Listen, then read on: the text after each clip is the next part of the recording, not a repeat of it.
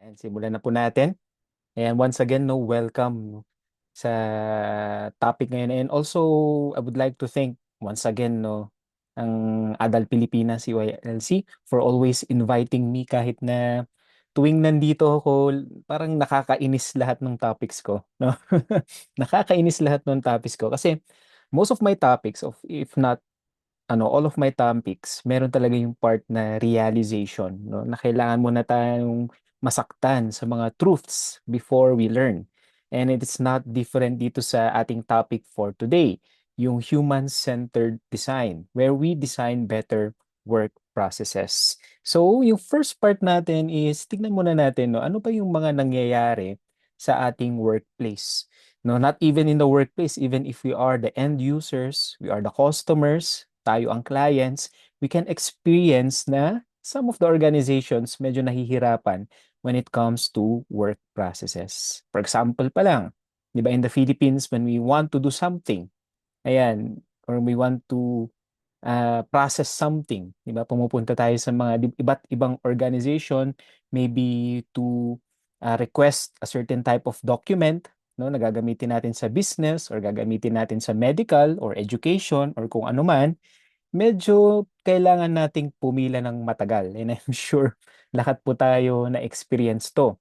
Not only yung pagpila ng matagal, yung, alam niyo ba na, have you experienced yung pinagpapasapasahan tayo? I believe ito lahat na experience tayo. You are requesting a certain document, let's say from a government office. Ito example lang from a government office. Papapuntahin ka sa window 1. Ayan. Doon po kayo sa window 2. Ayan, sige, punta po tayo sa window 2. Ay, hindi po, punta kayo sa window 3. Pagpunta mo sa window 3, sir, kulang po itong document na dala nyo. Kulang po ng Xerox ng ganito ganyan. Balik po kayo sa window 1. And with that process na na-experience natin na pumila na tayo ng matagal, pinagpapasapasahan pa tayo, di ba? Let's face it, naiinis talaga tayo. Tama po ba?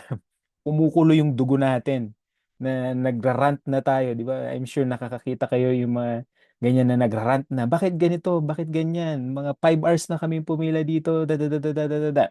Di ba? It is something that we are experiencing on a daily basis. At ito pa yung nakakalungkot sometimes no? Since naiinis tayo, no? Parang napagbubuntungan natin ng galit is kung sino yung kaharap natin. Di ba? Usually, these are the frontline staff. Well, in fact, di ba, hindi naman yung frontline staff yung nag-design ng process. All they have to do is to implement it, no? And minsan, nagagalit tayo sa kanila. In return, nagagalit na rin sila sa atin. Di ba nag-aaway, nag-aaway na away na tayo? Well, in fact, hindi naman tayo yung nag-design ng work process in the first place. Yet, sino yung mga nasa stress? The clients, the frontliners. Kaya very important itong magiging topic natin for today. Dahil ang concept natin for this afternoon is we redesign all this work process to be human-centered. Kaya tayo tinawag na human-centered design. And let's face it, itong mga processes that we are experiencing, we are applying every day, hindi naman sila human-centered. Di ba? Hindi naman sila human-centered. This is a wrong notion, maybe from the management, na they think this is efficient, this is effective. Diba? It is based only on results, but it is not human-centered. No? It is something that we will realize all throughout this discussion. Ayan. No? Umiinit na ba yung dugo nyo? Kasi ito yung number one na problema natin. Maybe not only on the part of the client, just like what I have said earlier, lalo na dun sa mga nagtatrabaho. No? Or maybe let's have a different scenario. Have you tried this para sa mga trabahador natin? Ayan. Have you tried filing for a leave application? Ayan. No? Ito na yung naging problem Leave application, this is a common process being done in any organization. Kailan mo mag-file ng leave. Problem is, let's say for some organizations, ang daming kailangan pumirma. Tama ba? Pipirma si direct supervisor. Pipirma yung head of the department. Pipirma yung head of the organization. Some of the leave applications, baka kailangan pang pirmahan ni vice president yan. Or even worse, the president. No, by that example alone, 4 signatories agad. And that is what they have designed, di ba? And it is a common process, it's a common practice na ginagawa natin ng organization. The problem is, what if you need to file an emergency leave, di ba? May emergency tayo sa bahay. Hihintayin ba natin yun?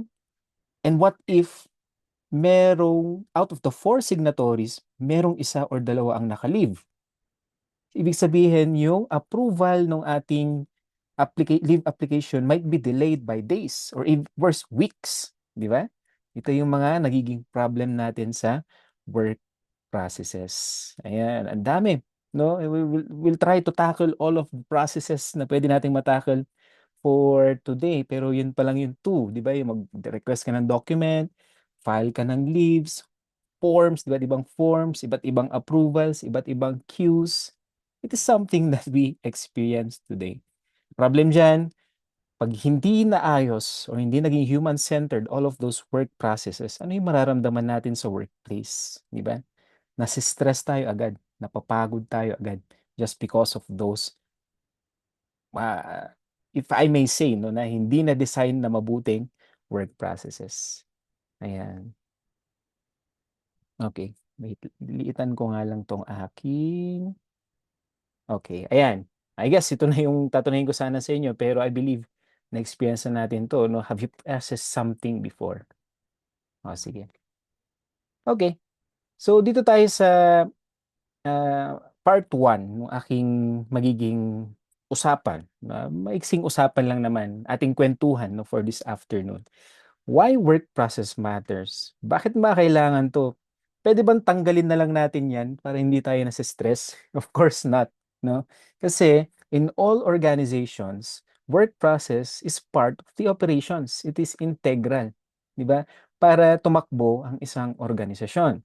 By definition, a work process is a repeatable sequence of steps that turns a simple request, okay, into a result. Yan. A simple request turns into a result. For example, kailangan mo ng signature, kailangan mo ng payslip, a permit, di ba? Or even just an answer to your question. This series of steps, kailangan natin itong i-follow in order for us to get a result. Diba? That's it. That's a work process. And tulad na banggit ko kanina, it's harmful. It's part of the organization. It's harmless. Ganyan naman talaga tumakbo ang isang negosyo. Ganyan naman tumakbo ang isang organization. Okay? Pero imagine, with this work process and hundreds of processes na nangyayari sa isang araw, hundreds of transaction na nangyayari sa isang araw, with hundreds of employees involved, with hundreds of clients involved, nagiging technical na. No? Nagiging technical na yung work process. At ito na yung usually pinagtatrabahuan natin on a daily basis. Kung tayo po ay nagtatrabaho, it becomes a part of our lives already, something we cannot avoid. Kaya kung napansin nyo, ang work process is very important. That is why dapat pa lang dito sa work process, we have to design them effectively. We have to design them human-centered. Okay? Ayan. Well, I'm sure naman naranasan natin lahat. Pero punta tayo dito sa Philippine setting. Let's see if we can relate, no? Kasi I believe, no, medyo nagsa-struggle pa tayo dito sa Pilipinas, no, of creating or designing a human-centered process. Parang nandun pa tayo sa bad process eh. Yan. Tulad yung nabanggit ko kanina, no? If you file a leave application, ang dami-daming kailangan pumirma. Your supervisor, the head of the department, the head of the organization, the vice president, naiipon, natatambak yung ating leave application. And that is only one document. Imagine other documentations that needs approval, di ba? Na ang daming signatories. I guess ito yung nagiging problem natin sometimes, no? Na-delay ang something because of the signatories, no? Or let's say, ano naman, bilang tayo mga client, no? Have you tried to request maybe a barangay clearance or a business permit, no, sa mga government organizations? Ito yung nabanggit ko kanina, yung medyo pinagpapasapasahan tayo. Window 1 po kayo. Ayan. O sige, punta po kayo sa window number 3. Tapos balik po kayo dito sa window number 1. O pila po kayo diyan. O mauna po yung mga senior citizen. Ayan. Ito, I'm sure na-experience nyo to. Ito, na-experience ko lang last week, no? Sa bangko, sa government agency na apat yung windows, pero isa lang yung may tao. Di ba? Isa lang yung may tao. Yung tatlong windows, for some reason, walang nagtatao doon.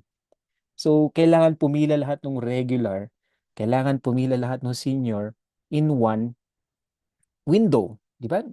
Yung mga experiences na naiinis tayo, yung kumukulo tayo. Kasi ito yung iniiwasan natin sana, yung wasted time. But if you have to queue for many, many hours, di ba? Parang nakaka-stress. Ayan. So, yan. Aside from that, di ba, pumila na tayo ng matagal. Pagpunta natin doon, let's say pumila tayo ng whole morning from 8 to 12, maka-cut off ka pa. Di ba? Have you experienced that?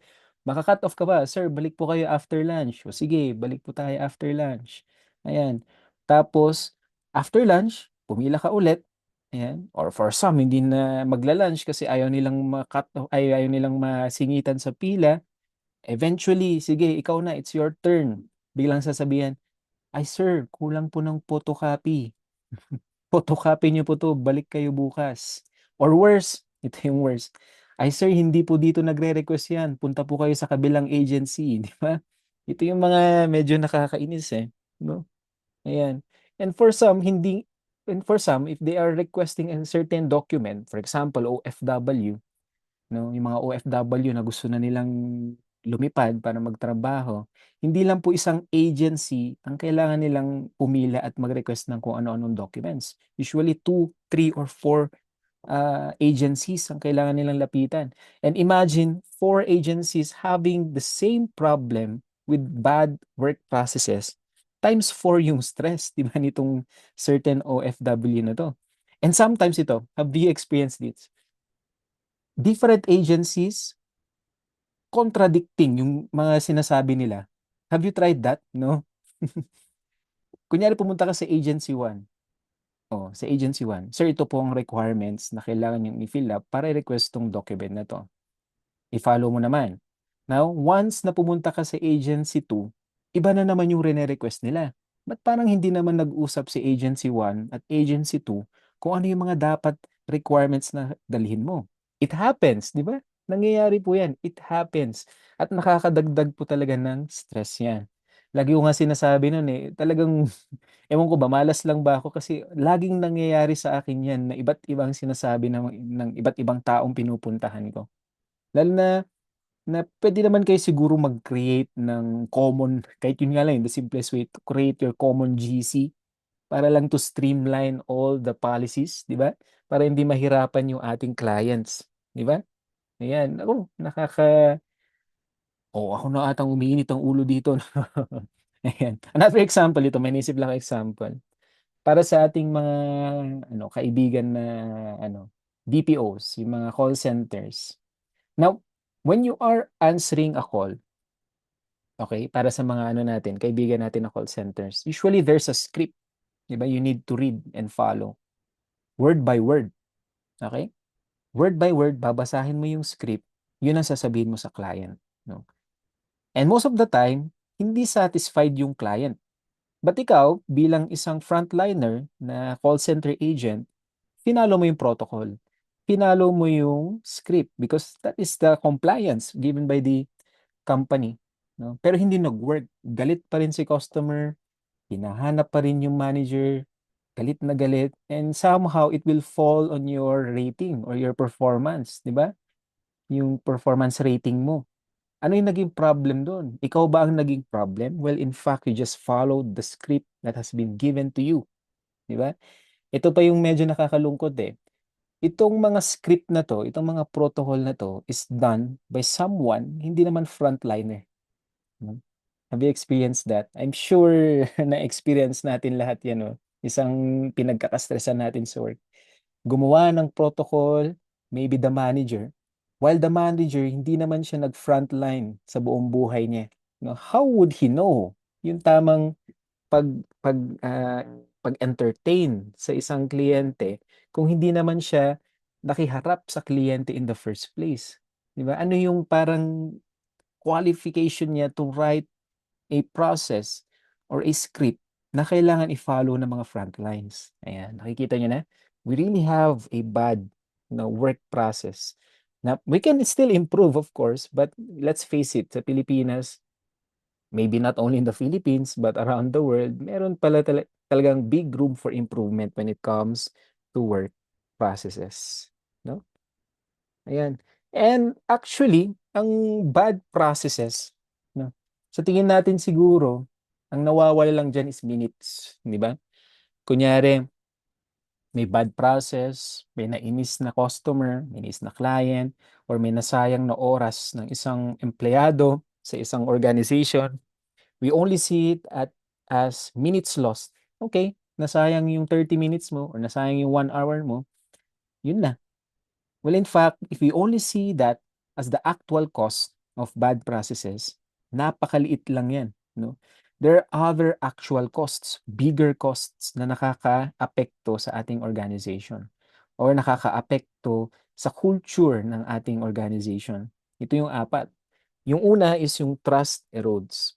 Ayan. For example, on the part of the clients, nainis sila sa process. Ayan. Pumila sila ng matagal, hindi nila nakuha yung document na kailangan nila, aalis sila sa organization na masama ang loob, di ba? Because the process has failed that person. Hmm. Oh, contrary to popular belief na sinungit-sungitan kayo ng frontliners, di ba? Tas frontliners yung sisisihin natin. Sinigawan kasi ako nung frontliner kaya ayoko nang bumalik diyan. Well, in fact, it's not the fault of the frontliner, it's the fault of the bad process. Okay? Ayan. At ang pangit doon, yung trust natin sa institution or that organization, wala na. 'Di ba? Maliit na lang yung trust natin. At anong problema pa doon? Kung ang client natin umalis sa organization na galit or masama ang loob, 'di ba? Anong gagawin nila? 'Di ba?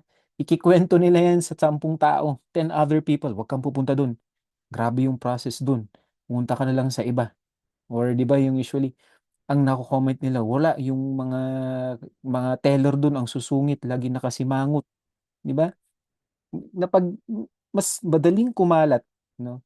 I believe this is true in all organizations, 'no? Mas mabilis kumalat ang bad experience, 'no? On that specific institution rather than or as compared to a good experience. Tama po ba 'yun? Siyempre, if a satisfied client will leave the institution, aalis lang 'yan ng nakangiti. Tapos, 'di ba? Nakangiti lang 'yan. While if a client leaves an institution with a bad experience, ikukuwento niya sa lahat, ipo-post niya online, magle-leave siya ng bad reviews, 'di ba? Mas may impact talaga 'pag may pangit na experience ang client at dun nababawasan yung trust 'no, sa ating institution.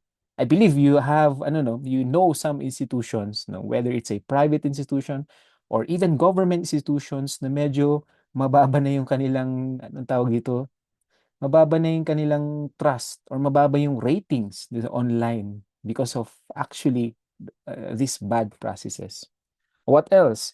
Mapunta naman tayo sa inside ng organization. Kung ang trust is based on the clients, how about the morale of the employees?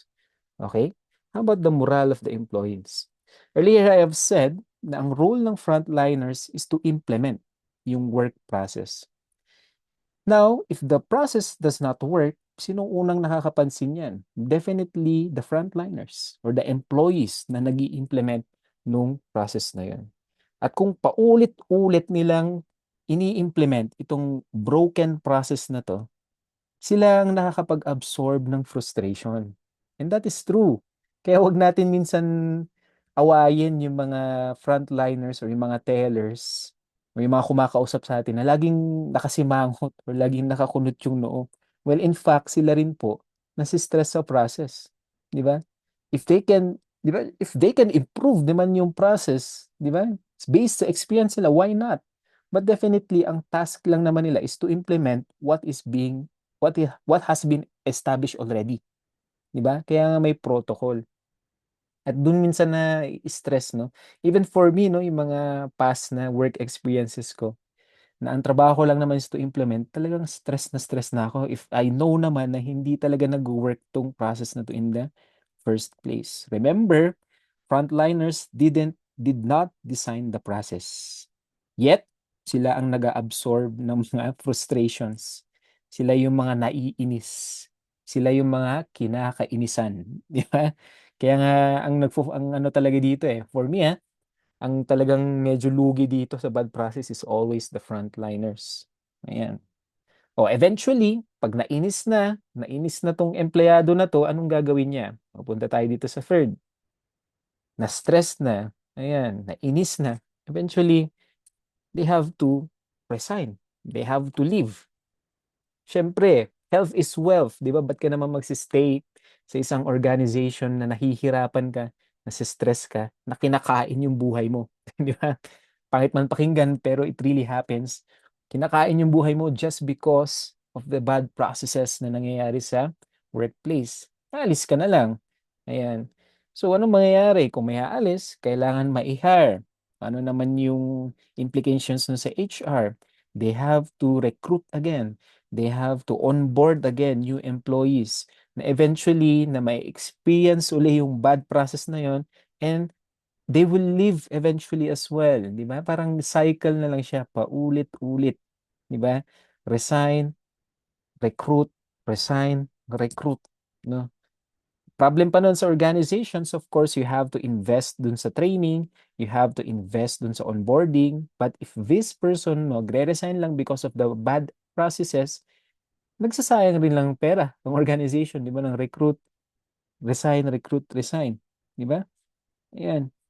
At ano pa yung magiging pangit doon? Of course, actually, employees are also considered clients. Yung nabanggit ko kanina, if ang kliyente umalis ng masama ang loob, kumakalat yan. It is also true sa mga employees. Pag employee umalis sa isang organization na masama ang loob, kumakalat din yan. Di ba? O huwag ka mag-apply dyan, ganitong nangyayari dyan. Di ba? Masistress ka lang dyan, tatanda ka agad dyan. Ayan, nagiging problem, no? As much as possible, 'di ba, in any organizations, this is something that we should invest. Talent, 'di ba? Dapat tumatagal ang tao. And last, ito na yung workarounds. Okay.